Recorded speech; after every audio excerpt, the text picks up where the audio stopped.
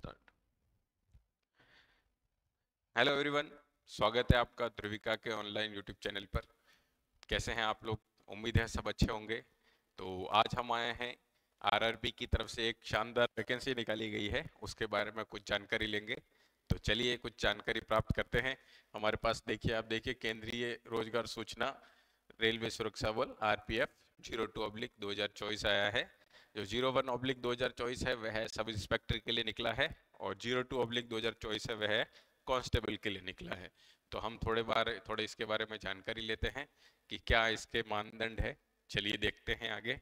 तो हमारे पास यह जो पीडीएफ आया है, इस पीडीएफ के बारे में कुछ जानकारी लीजिए। देखिए, आरपीएफ जो है रेलवे प्रोटेक्शन फोर्स कहलाता है। देखिए, ये सब इनके कार्य होते हैं। ठीक है, आरपीएफ जो है एक तरीके से सुरक्षा बल है रेलवे का। रेलवे जो है अपने आप में बहुत बड़ी एक संपत्ति है। तो इस संपत्ति की सुरक्षा के लिए कुछ ना कुछ सुरक्षा कर्मी होने आवश्यक है। इसीलिए जो ये आरआरबी जो है वह कांस्टेबल की भर्ती कर रही है। तो चलिए इस भर्ती के बारे में कुछ जानकारी लेते हैं। आप देख सकते हैं वंदे भारत खड़ी है हमारे पास यहाँ। चलिए आगे देखिए, हमारे पास यह सूचना प्राप्त हुई है। इस सूचना के तहत भारत सरकार रेलवे मंत्रालय का जो रेलवे भर्ती बोर्ड है उसने नोटिफिकेशन निकाला है। और नोटिफिकेशन निकला है, कब का निकला है? देखिए, नोटिफिकेशन जो है वह निकला है 15/4/2024 का। मतलब कि 15 अप्रैल 2024 से जो है फॉर्म भरना स्टार्ट हो चुके हैं। ठीक है, आज का करीब 15-5-6 दिन हो चुके हैं। उसके ऊपर जो आवेदन की प्रारंभ की तिथि जो है वह 15/4/2024 से 15 अप्रैल 2024 से क्या प्रारंभ हो चुकी है। ठीक है, उसके बाद देखिए जो इसकी समापन की है, आवेदन को जमा करने की समाप्ति तिथि वह है 14 मई 14 मई 2024 तक आप इसका आवेदन कर सकते हैं। ठीक है, उसके बाद आवेदन करने के बाद यदि आप आवेदन तो कर लेते हैं, मतलब रजिस्ट्रेशन तो आपने कर दिया। रजिस्ट्रेशन करने के बाद अब अगर आपको फीस जमा करानी है, ठीक है, फीस जमा कराने के लिए आपको कुछ और उसमें कुछ समय दिया गया है। इस समय के अनुसार आप उसमें फीस जमा करा सकते हैं। चलिए आगे देखते हैं इसके क्या मानदंड वगैरह हैं। हमारे पास अगली जो सूचना है उसके तहत देखिए इसके अंदर जो मेन वैकेंसी है वह कितनी है। देखिए, ये देखा है पद का नाम, पद है कांस्टेबल कार्यकारी। कार्यकारी कांस्टेबल जो 7वें पे कमीशन है, 7वां सीपीसी सेंटर पे कमीशन सीपीसी, 7वें पे कमीशन के तहत लेवल 3 का पेमेंट मिलेगा आपको। लेवल 3 की नौकरी, बहुत ही अच्छी नौकरी है ना। लेवल 3 की नौकरी, वो कहते हैं आप लेवल 1 ग्रुप डी होता है, लेवल 1 ग्रुप डी है ना। जब आरआरबी का नोटिफिकेशन निकलता है लेवल 1, तो लेवल 1 कहते हैं, तो लेवल 1 हो जाता है ग्रुप डी। उसी प्रकार जो एएलपी आ जाता है, आपके एएलपी आ गया है ना, टेक्नीशियन आ जाता है, ये सब होते हैं लेवल 2 के। किसके होते हैं? लेवल 2 के। और ये उससे एक ऊपर है लेवल 3। बहुत ही शानदार नौकरी है। इसके अंदर जो आपका प्रारंभिक वेतन है, जो आपका प्रारंभिक वेतन है वह कितना है? 21,700। 21,700। इसी 21,000, ये तो एक मूल वेतन है ना, बेसिक पे। यह है बेसिक पे। इसके अलावा और आपको टीए डीए है ना, टीए डीए एचआरए बहुत कुछ मिलता है। मतलब कि आपको 21,700 रुपये तो एक बेसिक सैलरी है। इसके अलावा और कुछ उसमें ऐड हो के आपकी बहुत ही शानदार सैलरी, लगभग आपकी सैलरी पहुंच जाती है 30 या 30,000 से ऊपर, है ना, 30,000 से ऊपर तक पहुंच जाती है। उसके बाद देखिए इसके अंदर कुछ मानक दंड है ना, कुछ मानक दंड है इसके अंदर। देखिए, मानक मतलब कि जब आप भर्ती होंगे तो आपका होगा मेडिकल, और रेलवे के कई मेडिकल होते हैं, है ना। जैसे जैसे A1 होता है, A1 होता है, A2 होता है, उसी प्रकार B1 है, B2 है। ये सारे के सारे इनके जो मेडिकल कंडीशंस है, मेडिकल कंडीशन जो उसके तहत B2 का आपका इसके अंदर क्या होगा? मेडिकल होगा। रेलवे के अंदर क्या होता है? मेनली आंखें जरूरी होती है। मेन अगर आपकी आंखें अच्छी है, आपकी आंखें अच्छी होनी चाहिए उसके अंदर। बाकी नॉर्मल फिजिकल होता है, नॉर्मल मेडिकल होता है, उसमें कुछ नहीं है। नॉर्मल जो आपकी आईज है, आईज जो है वो बेस्ट या बेटर होनी चाहिए। वो B1 B2 उसके अकॉर्डिंग होता है। वो कहीं है आगे, अपन देखेंगे उसके अंदर क्या प्रोसीजर है आगे का। चलिए, जो उसके अंदर आयु सीमा है, आयु सीमा में अब की बार कुछ कोविड के कारण कुछ परिवर्तन किया गया है। इसमें देखिए, इसमें कोविड-19 महामारी के कारण एक बार के उपाय के रूप में निर्धारित आयु सीमा से परे आयु में 3 वर्ष की छूट शामिल है। ठीक है, क्या है 3 वर्ष की छूट दी गई है। अब देखिए आयु जो है 1/7/2024 1 जुलाई 2024 तक 18 वर्ष से 28 वर्ष तक का होना चाहिए।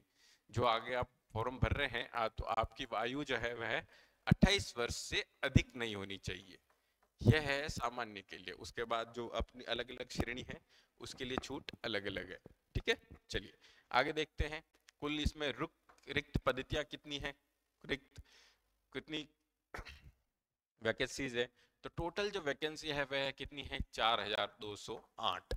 कितनी है 4208। ये काफी वैकेंसी है, कोई कम वैकेंसी नहीं है। 4208 काफी अच्छी वैकेंसीज है। ये पूरे जितना भी आरआरबी का पूरे भारत देश में जहां आरआरबी फैला है उसका टोटल है ये पूरा। ठीक है, किसी एक जोन का नहीं है।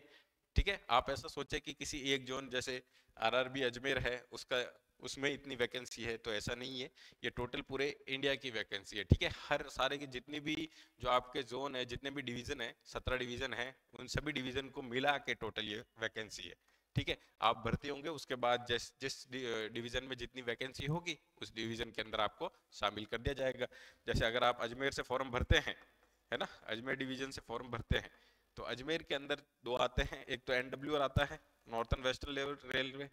ठीक है, एक एनडब्ल्यूआर आता है, ठीक है, और एक डब्ल्यूआर आता है वेस्टर्न रेलवे। ठीक है, तो इन दोनों के अंदर जो वैकेंसियां रहेगी वो इन्हीं 4200 के अंदर समथिंग जो भी होगी, मान लो 200 होती है, ठीक है, कभी या 1000 होती है, जो भी है, ये दोनों मिला के आपको इसके अंदर भर्ती कर दिया जाएगा। चलिए आगे हमारा जो प्रोसीजर है उसको देखते हैं हम। आगे जो है इसके अंदर क्या दे रखी है, मेन सूचना तो आपने प्राप्त कर ली होगी। ठीक है, चलिए आगे हमारे पास क्या है नोटिफिकेशन के अंदर मेन जो है महत्वपूर्ण वह देख लेते हैं हम।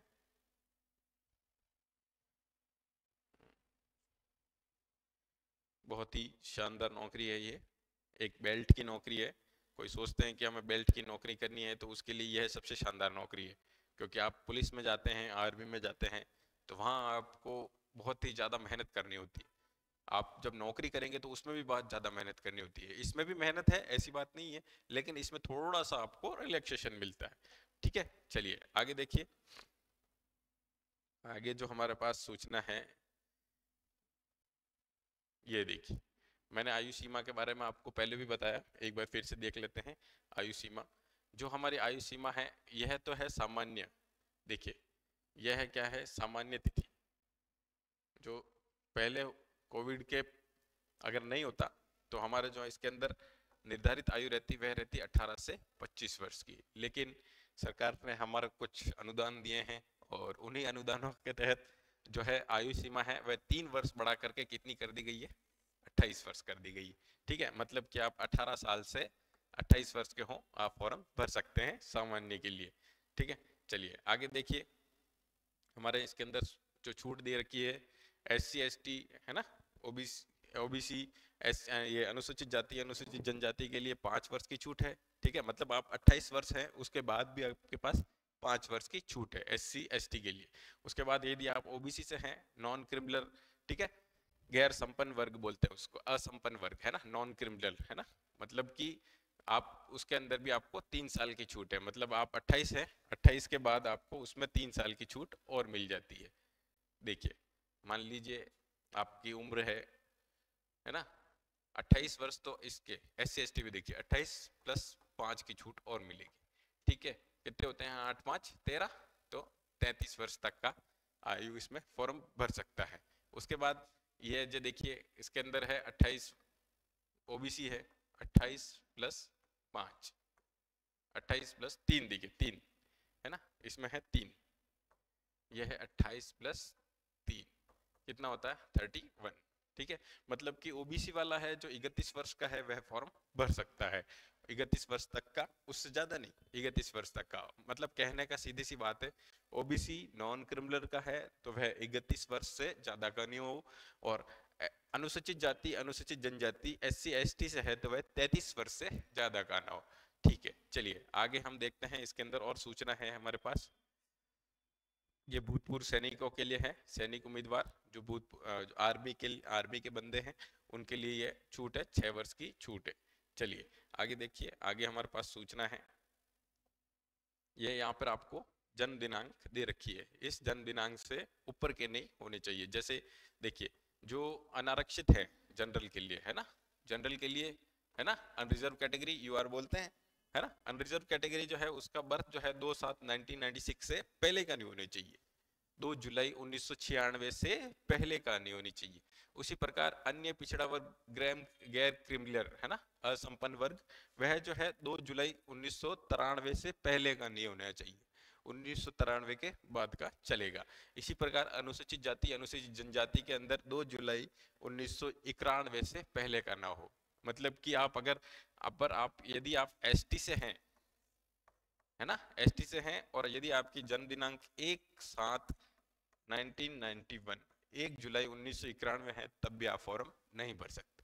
ठीक है, आपकी दिनांक होनी चाहिए 2 जुलाई 1991 से बाद की। ठीक है, उसी प्रकार सभी उम्मीदवार जो हैं, चलिए इसके मतलब यह जो है 2006 के बाद का भी नहीं होने चाहिए। मतलब कि 2006 है, 2006 का आपका बर्थ है, तो 2007 का बंदा नहीं चलेगा इसके अंदर, 2006 से पहले के चल जाएंगे।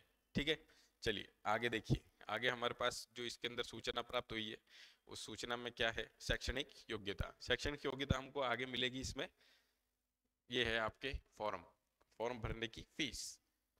फॉर्म भरने की जो फीस है वह है जनरल के लिए तो है कितनी, 500 रुपये। कितनी है, 500 रुपये। ये देखिए यहाँ 500 रुपये फीस है। उसी प्रकार अनुसूचित जनजाति, अनुसूचित जाति, भूतपूर्व सैनिक, महिलाएं, अल्पसंख्यक, आर्थिक रूप से पिछड़ा वर्ग, है ना, ईबीसी वगैरह के लिए कितनी है, 250 रुपये। रेलवे जो है एक बहुत अच्छी बात है, यदि आप पास नहीं होते पेपर में तो ये आपको पैसे वापस कर देती है। ठीक है, चलिए ये फीस देख लिया आपने, 500 रुपये फीस है। ये देखिए नोट, केवल सीबीटी में भाग लेने वाला उम्मीदवार ऊपर बताए अनुसार ही परीक्षा शुल्क वापसी होगी। जो सीबीटी देगा लेकिन पास नहीं होता है तो रेलवे उसके पैसे वापस कर देता है। चलिए आगे देखिए, आगे हमारे पास है, यह है शुल्क भुगतान। ऑनलाइन बहुत चलता है आजकल, आप किसी से भुगतान कर सकते हैं, है ना। चलिए आगे हमारे पास जो सूचना है देखते हैं उसमें क्या सूचना है। बहुत ही अच्छी वैकेंसी निकाली है, रेलवे की नौकरियां बहुत अच्छी मानी जाती है, क्योंकि आप रेलवे में एक बार भर्ती हो जाते हैं उसके बाद आपको रेलवे बहुत सारी सुविधाएं देता है। आपके बच्चों का जो एजुकेशन है वह भी रेलवे के ऊपर ही रहता है, आपको सिर्फ अपना काम करना है रेलवे के अंदर जाके। ठीक है, चलिए ये देखिए, ये हमारे पास एक भर्ती प्रक्रिया आई है, कई भर्ती होगी कैसे, भर्ती का प्रोसीजर क्या रहेगा, है ना, भर्ती का प्रोसीजर क्या रहेगा, चलिए वो देखते हैं। हमारे पास क्या प्रोसीजर भाई भर्ती का, हमारे पास भर्ती का प्रोसीजर आ रखा है जो रेलवे ने दिया है, वह है भर्ती प्रक्रिया। क्या है, भर्ती प्रक्रिया, ऑनलाइन आवेदन प्रस्तुत करना है। ठीक है, सबसे पहले तो ऑनलाइन आवेदन करना है, और पहला जो है आपका क्या है, भर्ती प्रक्रिया में निम्नलिखित चरण शामिल है। पहला है कंप्यूटर आधारित टेस्ट, इसको बोलते हैं सीबीटी। क्या बोलते हैं, CBT, computer based test, computer आधारित परीक्षा। ठीक है, सीबीटी बोलते हैं कंप्यूटर आधारित परीक्षा। इसमें आपका ऑनलाइन टेस्ट होगा कंप्यूटर पर, उस टेस्ट में आपको नंबर लाने हैं। उसके बाद होगा आपका शारीरिक दक्षता परीक्षा। जब आप सीबीटी देंगे, सीबीटी के अंदर अच्छे नंबर लाएंगे, अच्छे मेरिट में आएंगे, उसके बाद आपका क्या होगा, फिजिकल। फिजिकल के अंदर देखिए शारीरिक दक्षता परीक्षा, पीईटी, शारीरिक मापन परीक्षण, ठीक है, पीएमटी। ठीक है, ये फिजिकल मेजरमेंट टेस्ट होता है। ठीक है, ये फिजिकल एफिशिएंसी टेस्ट होता है। ठीक है, पहले आपका फिजिकल मेजरमेंट टेस्ट होगा, आपका हाइट टेस्ट होगा, उसके बाद आपका एफिशिएंसी टेस्ट होगा, दौड़ वगैरह जो भी है, उसके बाद होगा आपका दस्तावेज सत्यापन, डीवी। जो भी आपने फॉर्म भरेंगे, आप फॉर्म भरते टाइम जो भी आप डॉक्यूमेंट अपलोड करेंगे उसका आपको मेन रूप वहां जमा कराना होगा। चलिए आगे, ये तो आप समझ गए होंगे भर्ती प्रक्रिया के चरण ये शामिल हैं। ठीक है, अब देखिए महत्वपूर्ण तो ये है आपके, सबसे महत्वपूर्ण सीबीटी। सीबीटी के अंदर आपको पास होना बहुत आवश्यक है। सीबीटी अगर आपका अच्छा होता है ना, फिजिकल तो सब क्लियर कर लेते हैं, है ना, फिजिकल के अंदर क्या होता है, ज्यादा दिक्कत नहीं आती। मेन होता है आपका यहाँ पर सीबीटी। सीबीटी यदि आपका अच्छा है, सीबीटी में यदि आपके नंबर अच्छे हैं तो सीबीटी के आपको बहुत फायदा मिलता है।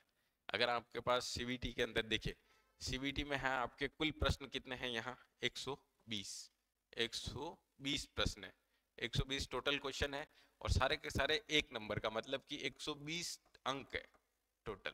टोटल कितने अंक है भाई, नंबर कितने हो गए, पूर्णांक कह दे, पूर्णांक कह दो तो कितना है 120 अंक का टोटल पूर्णांक है, ठीक है। और उसके अंदर आपका जो टाइम है वह कितना है 90 मिनट का समय। देखिए सबसे पहले लिखा है कंप्यूटर आधारित परीक्षा, परीक्षा का स्तर 10वीं मैट्रिक्स तक रहेगा, इसके अंदर क्वालिफिकेशन 10वीं मांगी है तो 10वीं के अनुसार आपका पेपर होगा, ठीक है। इसकी जो कुल अवधि है मतलब 90 मिनट का एक टेस्ट होगा, 90 मिनट का टेस्ट होगा, उसके अंदर आपके 120 क्वेश्चन आएंगे, 120 क्वेश्चन आएंगे, हर क्वेश्चन एक नंबर का होगा। यहाँ लिखा है उम्मीदवारों को प्रत्येक सही उत्तर के लिए 1 अंक दिया जाएगा, ठीक है। और जब यदि अगर आपका प्रत्येक गलत उत्तर होता है, यदि आप नेगेटिव कर लेते हैं, आप गलत उत्तर कर लेते हैं, ठीक है, तो उसके लिए क्या होगा 1/3 अंक आपका काट लिया जाएगा, ठीक है। आप समझिए एक बार बात को वापस, मतलब कि 120 नंबर का तो है आपका टेस्ट, 120 नंबर का क्या है आपके टेस्ट, इस टेस्ट के अंदर आपको एक क्वेश्चन जो है वह 1 नंबर का है, अगर आप गलत करते हैं क्वेश्चन को तो उसका 1/3 काट लिया जाएगा। मतलब कि 1/3 का मतलब समझिए आप, मतलब कि आपके 3 क्वेश्चन गलत होते हैं तो आपका 1 नंबर कटेगा, ये समझिए आप। 120 क्वेश्चन है, उसके अंदर आप जितने भी करें, जितने भी आप अटेम्प्ट करें, यदि आपके 3 क्वेश्चन गलत होते हैं तो 1 नंबर कट जाएगा आपके, ठीक है। चलिए आगे देखिए, आगे है कई शिफ्टों में आयोजित सीबीटी के लिए अंकों का सामान्यकरण किया जाएगा, ठीक है। नॉर्मलाइजेशन बोलते हैं इसको, नॉर्मलाइजेशन होगा, ठीक है। पात्रता के लिए न्यूनतम पास प्रतिशत यूआर ईडब्ल्यूएस ओबीसी है ना, एनसीएल के लिए 35% है, एससी एसटी के लिए कितना है 30%। ये तो सिर्फ इसमें कहा है, लेकिन आपको मेरिट में आने के लिए कम से कम 75% से ऊपर नंबर लाने होंगे, ठीक है। चलिए आगे देखिए, सीबीटी पर प्राप्त अंकों पर इस, देखिए सीबीटी में प्राप्त अंकों को इस भर्ती प्रक्रिया में आगे चरणों के लिए उम्मीदवारों की शॉर्ट लिस्टिंग के लिए गिना जाएगा। फिर से देखिए, मतलब कि कहना यही चाहते हैं कि आपको जो है सीबीटी के अंदर नंबर बेस्ट से बेस्ट लाने, सीबीटी के अंदर बेस्ट नंबर लाने हैं आपको, है ना, उसी के अनुसार आपका क्या होगा शॉर्ट लिस्टिंग होगी आगे, है ना। आपका फिजिकल तो सिर्फ क्वालिफाइंग है, आपको मेरिट किस पे बनेगी, इसी पे। अगर इस मेरिट के अंदर आप बैठ जाते हैं तो फिजिकल तो सिर्फ आपको क्वालिफाई करना है, ठीक है। चलिए आगे देखिए, आगे का क्या प्रोसीजर है भाई, ये हमारे पास है सीबीटी का पाठ्यक्रम, सबसे महत्वपूर्ण, सबसे महत्वपूर्ण। चलिए सीबीटी जो है, सीबीटी का हमारे पास पाठ्यक्रम दे रखा है, महत्वपूर्ण पाठ्यक्रम।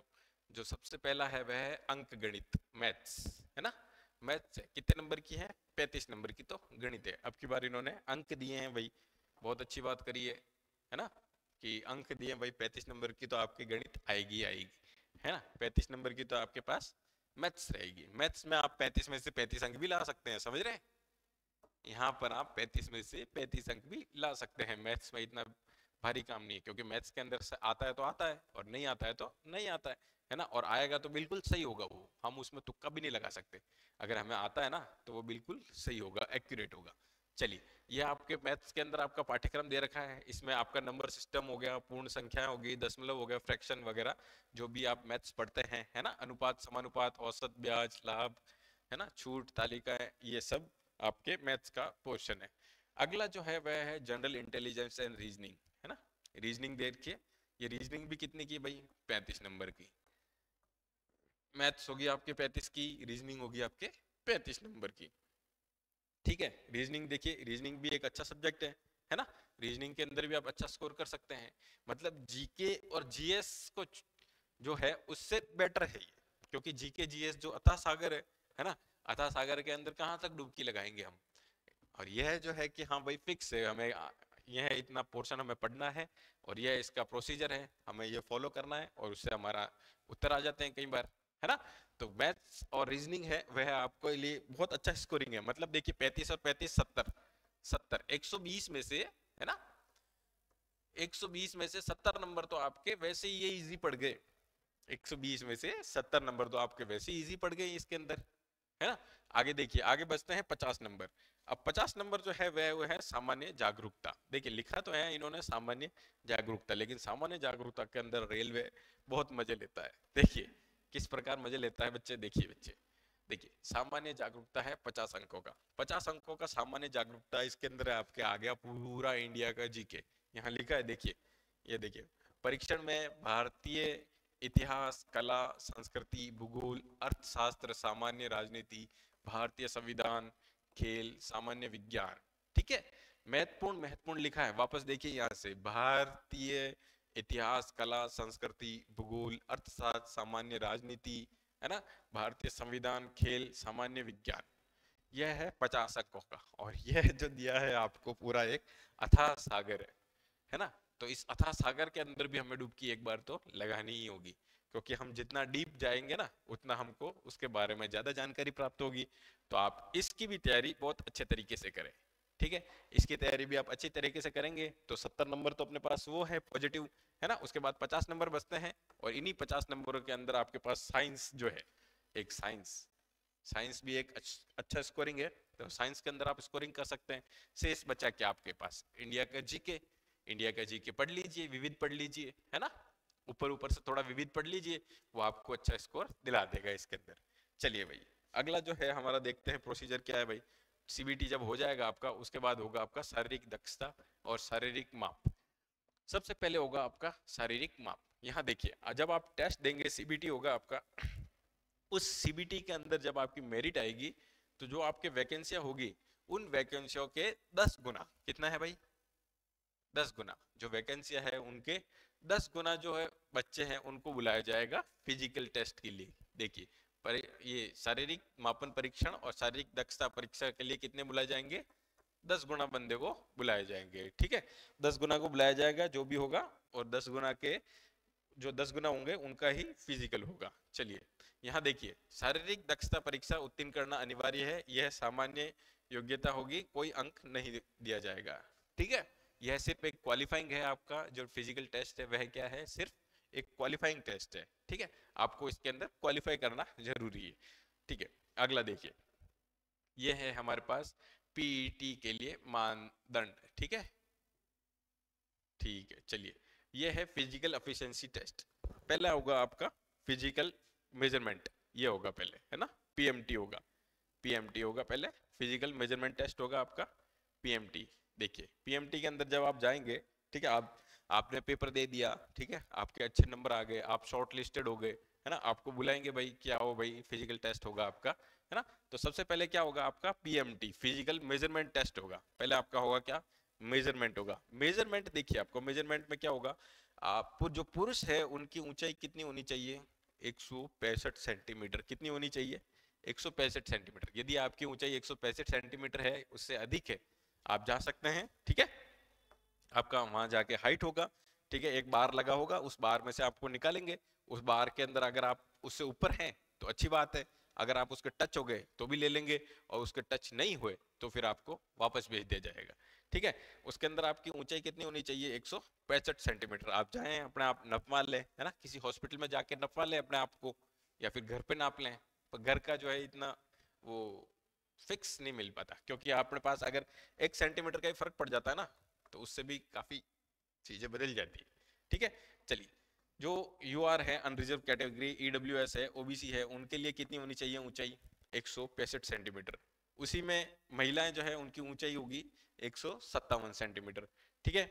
चलिए यह पर है, उसके बाद है आपका चेस्ट। जब आपकी हाइट हो जाएगी, आप उस बार में से निकल जाओगे, ठीक है, एक बार में से निकल के आपको बिठा दिया जाएगा, उसके बाद होगा आपका चेस्ट। क्या होगा, चेस्ट। उस चेस्ट के अंदर आपकी जो है चेस्ट मतलब की छाती, है ना, छाती नापेंगे यूं फीता लेके, है ना, फीते के अंदर आपकी चेस्ट जो है वो उसकी जो फुलाव है कितना आना चाहिए, मतलब उसकी जो चौड़ाई है, इसको चौड़ाई कह देते हैं, ठीक है, गोलाई कह देते हैं, है ना, गोलाई कह देते हैं। गोलाई कितनी होनी चाहिए, 80 सेंटीमीटर, यहाँ लिखा है देखिए 80 सेंटीमीटर।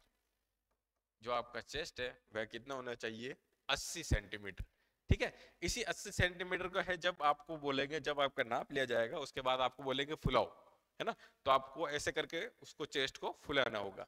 तो इस चेस्ट को फुलाएंगे तो आपके पास जो उसका एक्सपेंशन है, मतलब उसका फुलाव है, वह कितना होना चाहिए, 5 सेंटीमीटर बढ़ जाना चाहिए, ठीक है।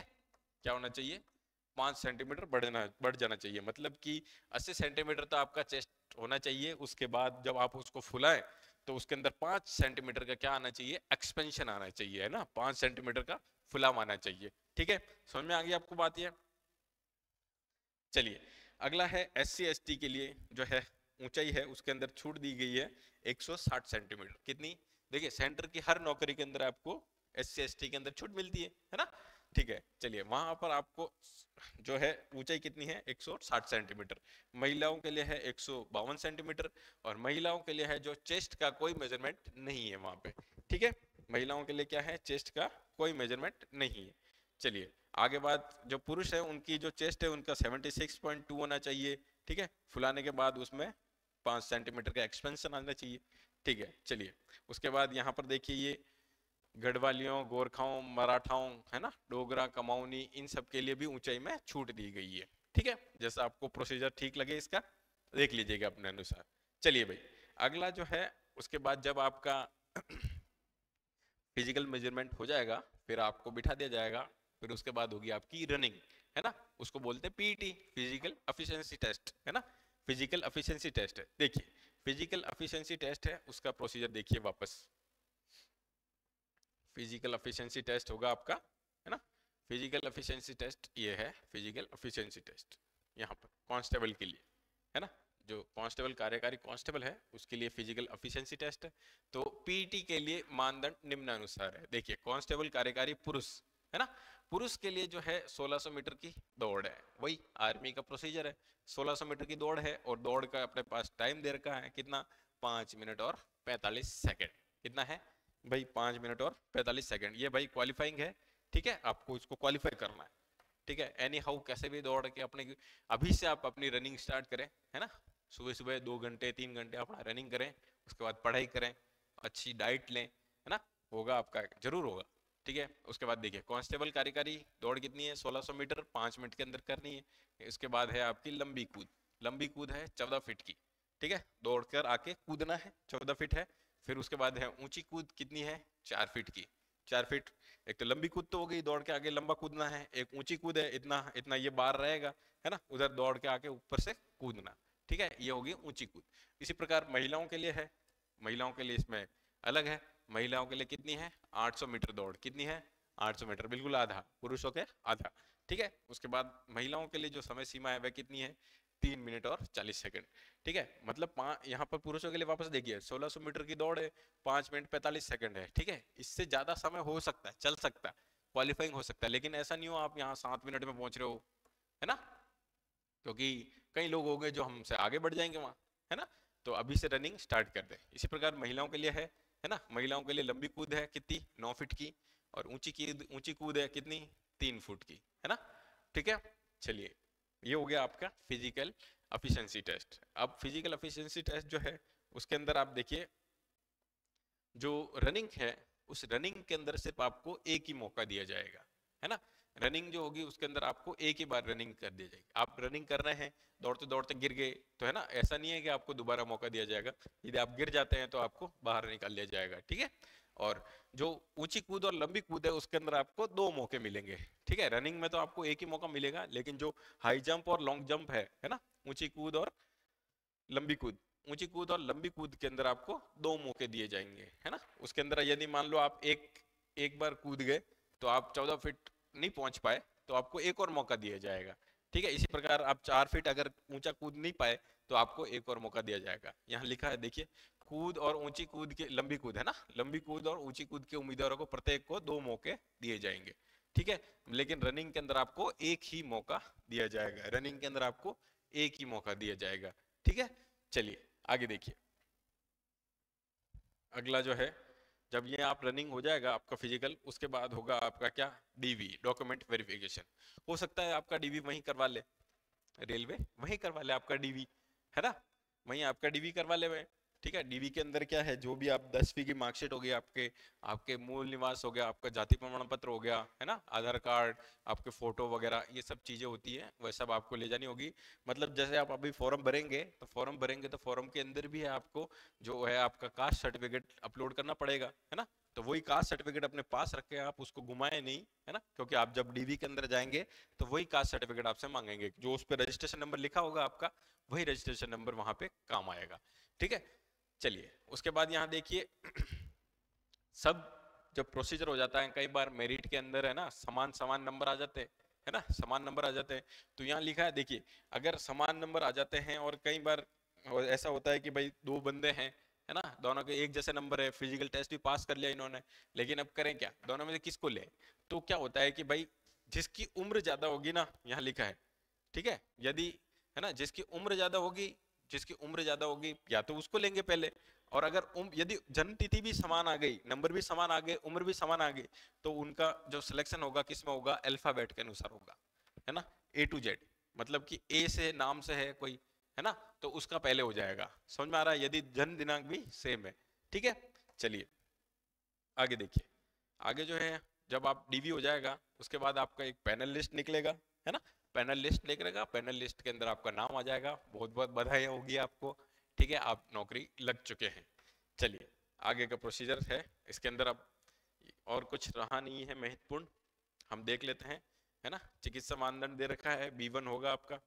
चलिए उसके बाद होगा आपका प्रशिक्षण, जब आप पैनल लिस्ट के अंदर आपका नाम आ जाएगा, आप पास हो जाएंगे, तो उसके बाद आपका प्रशिक्षण होगा, मतलब ट्रेनिंग, है ना, जहां आपको ट्रेनिंग सेंटर मिलेगा वहां ट्रेनिंग करनी होगी, ट्रेनिंग करने के बाद आपको ज्वाइनिंग दे दी जाएगी।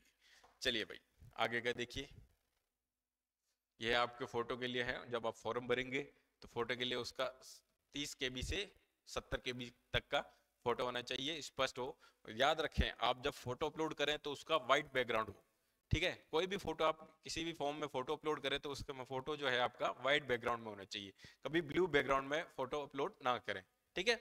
चलिए उसके बाद आगे देखिए, ये अलग अलग जितनी भी आपके जोन्स हैं, अलग अलग वेबसाइट्स हैं, इन्हीं वेबसाइट के आप ऊपर आप जाके अप्लाई कर सकते हैं। चलिए भाई, है ना, परीक्षा के ये परीक्षा के माध्यम है, अपने पास 13 लैंग्वेज है भाई, है ना, संविधान में, मूल संविधान में तो 22 है ना, लेकिन अपने पास यहाँ 13 लैंग्वेज है, 13 लैंग्वेज के अंदर आप किसी भी भाषा के अंदर अपना एग्जाम दे सकते हैं, ठीक है। चलिए आवेदन संशोधन है ये है, उसके लिए आप पहले से ही अपना जो आवेदन अच्छे सामान्य, मतलब कि अच्छे तरीके से फॉर्म भरें कि आपको कॉन्फिडेंस रहे, है ना, कि भाई अब मैंने कुछ गलत भर दिया यार, मेरा अब नहीं होगा, अब मैं पढ़ाई करूं नहीं करूं, तो इससे अच्छा यूं है कि आप किसी पड़ोसी मित्र से जाके भरवा ले फॉर्म, या फिर कोई अपने घर में अच्छा जानकार है ना, तो उससे फॉर्म भरवाएं, ठीक है। चलिए ताकि आपको मतलब बार बार संशोधन की उसमें आवश्यकता ना रहे। चलिए इसके बाद देखिए, जो इसमें निशुल्क यात्रा का भी एक प्रोसीजर है ना, SC ST के लिए मुफ्त ट्रेन है, ठीक है। अगर यदि आप अनुसूचित जाति अनुसूचित जनजाति से हैं तो आपके लिए निशुल्क है, आप एग्जाम देने के लिए जाते हैं तो निशुल्क जा सकते हैं। चलिए उसके अंदर आपको आपका जो जाति प्रमाण पत्र है वह साथ में रखना आवश्यक है। चलिए भाई लास्ट में जो हमारे पास इसके अंदर रहता है महत्वपूर्ण, ये देखिए, ये हम देख चुके हैं, वापस देख लेते हैं एक बार, है ना, ठीक है। कांस्टेबल पद का नाम हो गया, ये देख लीजिए, हमने देखा कि भाई 7 CPC है ना, 7वां पे कमीशन, उसके तहत लेवल 3 की नौकरी है। ये मेडिकल हो गया B1 आपका, है ना। उसके बाद न्यूनतम शैक्षणिक योग्यता, मतलब कि आप 10वीं पास होना चाहिए, क्या 10वीं पास होना चाहिए। पर एक महत्वपूर्ण नोट देख लीजिए, महत्वपूर्ण, यदि आप 10वीं में हैं तो आप ये फॉर्म नहीं भर सकते, आपका रिजल्ट अगर आना बाकी है तो भी आप ये फॉर्म नहीं भर सकते। आपने एग्जाम दे दिए हैं और आपका रिजल्ट नहीं आया है तो भी आप ये फॉर्म नहीं भर सकते। आप यदि पास हैं, आप पास हैं 10वीं, तभी आप इसका फॉर्म भर सकते हैं, ठीक है। ऐसा नहीं है कि आप उसमें अपेयरिंग करें, भाई अप्लाई करते टाइम भाई अपेयरिंग में है तो अपेयरिंग नहीं चलेगा, ठीक है। चलिए आपको 10वीं पास होना आवश्यक है। उसके बाद देखिए, ये हमारे पास इसकी वैकेंसीज है ना, टोटल वैकेंसीज देख लीजिए, 4000 के समथिंग वैकेंसीज है ना। उसके अंदर से जो सामान्य है उसके लिए तो 1400 है ना, अनुसूचित जाति अनुसूचित जनजाति अन्य पिछड़ा वर्ग EWS वगैरह जो भी है। देखिए यदि आप अच्छा, आपका अच्छी तैयारी है, आपका अच्छा बैकग्राउंड है ना, बैकग्राउंड का मतलब कि आपका जो आपने पढ़ा था पहले, आपके बचपन में पढ़ा था, है ना, बुद्धि आपकी अच्छी है, तो आपको इन वैकेंसियों से कोई लेना देना नहीं है। आपके नंबर इतने अच्छे आए कि आप जनरल के अंदर सिलेक्शन ले ले, है ना, आपके नंबर ही इतने अच्छे आए कि आपको अपने जो अपनी जो कैटेगरी है उसके अंदर जाने की आवश्यकता ही नहीं हो। ठीक है, आपके नंबर ही इतने अच्छे रहे ताकि आप इनमें सिलेक्शन ले ले। ठीक है, चलिए ये आपने देख लिया, वैकेंसी होगी टोटल, है ना। ठीक है, चलिए भाई, तो कैसा लगा आपको ये सेशन, आप जरूर बताएं, कमेंट करें, शेयर करें, सब्सक्राइब करें अपने दोस्तों के साथ। और यह सीबीटी की जो तैयारी है हमारे ध्रुविका क्लासेस पर बहुत अच्छे तरीके से कराई जाती है। यह जो सीबीटी है, हमारे जो ऐप है, ऐप के ऊपर भी इसकी जो है जानकारी उपलब्ध है, तो आप ऐप डाउनलोड करें, आपके कमेंट बॉक्स के अंदर आपको ऐप का लिंक मिल जाएगा। धन्यवाद।